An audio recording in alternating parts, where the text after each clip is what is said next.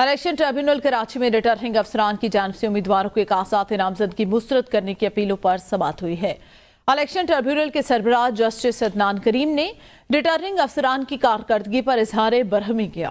Election tribunal ने NA 231 और PS 85 से आज़ाद उम्मीदवार मोहसिन निसार पनहोर, PS 91 से आज़ाद उम्मीदवार आफ्ताब बकाई, PS 98 से आज़ाद उम्मीदवार मोहम्मद इरफान, NA 242 से आज़ाद उम्मीदवार अनवर तरीन हैं। अली हसन मजीद बताएंगे। जी अली हसन।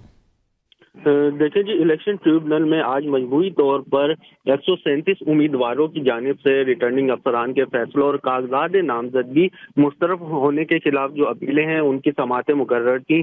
समाअत के दौरान जो है वो इलेक्शन ट्रिब्यूनल के सरबराह जस्टिस अदनानुल करीम मेमन ने रिटर्निंग अफसरान की कारकर्दगी पर बरहमी का इजहार किया है। इन्होंने रिमार्क्स में ये कहा कि आहिस्ता आहिस्ता मामला रिटर्निंग अफसरान के तरफ जो है वो बढ़ रहे हैं। बिला जवाब उम्मीदवारों के कागजात नामजदगी मुस्तरद करने पर रिटर्निंग अफसरान के खिलाफ कार्रवाई होनी चाहिए।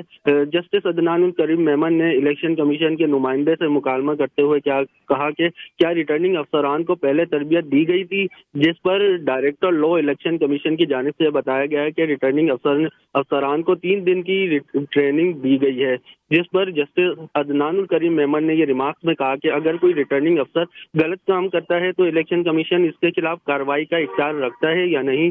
क्या इलेक्शन कमीशन ने रिटर्निंग अफसरान के खिलाफ कोई कार्रवाई की? फिल वक्त कोई कार्रवाई नहीं की है, ये इलेक्शन कमीशन की जानिब से ये बताया गया। जबकि जस्टिस अदनानुल करीम मेमन ने जी सही, बहुत शुक्रिया सैयद अली हसन।